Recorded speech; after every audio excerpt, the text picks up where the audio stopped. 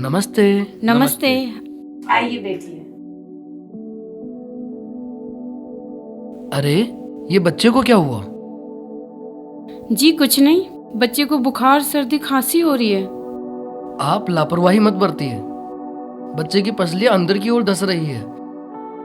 होठ और नाखून भी नीले पड़ रहे हैं। बच्चे को निमोनिया हो सकता है। आप ये क्या कर रहे हैं? हमारे बच्चे को निमोनिया? ऐसी हालत में ना करे लापरवाही। बच्चे को तुरंत लेकर जाए अस्पताल, जहां होगा निशुल्क इलाज। राजस्थान के सभी सरकारी अस्पतालों में निमोनिया की पहचान और प्रारंभिक उपचार है निशुल्क।